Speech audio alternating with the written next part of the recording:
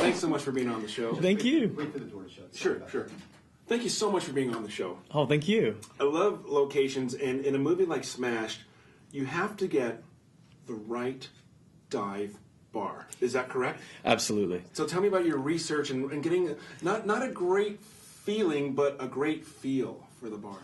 I mean, research for me was life. Because I do enjoy a drink from time to time, but more than that, I enjoy really great dive bars. I enjoy bars with real personality, with history, places that don't feel sort of fabricated to feel away, but actually organically over decades and decades and decades sort of accrued this like real feeling of lived-inness. And I think Los Angeles is one of the great dive bar cities in the United States.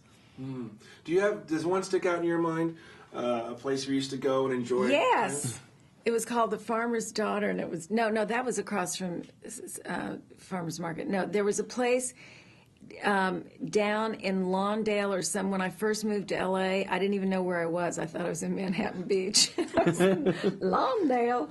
And there was a bar that had an all-girl country band. It had Dance Load 99, a sign that said Dance Load 99, which I later wrote a song about, Dolly's Dive. And it was the funkiest place, and overnight it turned into a lesbian bar.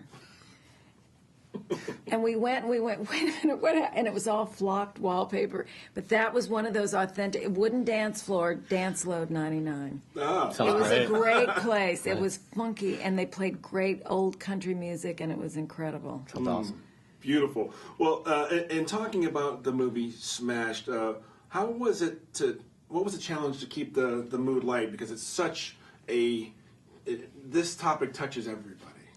I mean, I think it was very important from like the early, conception of the story that this be something that really have a sense of humor, because most people's stories of things that they did when they were drunk are pretty funny. I mean, people drink to either escape things or to lighten up or to have fun, and then of course people that get too reliant on it or addicted to it, it leads elsewhere. But I mean, it was pretty easy with these actors because they're all really warm and kind and funny people, and I had a lot of love for the characters, so it was, I enjoyed hanging out with these characters, and I wanted things to work out for them, and I think the actors wanted the same thing. They're, no one wants to be mean right. to another person, and no one sees themselves as a bad guy or a bad woman. It's just sometimes we have huge blind spots and don't realize how much we're hurting the people that we love. Right.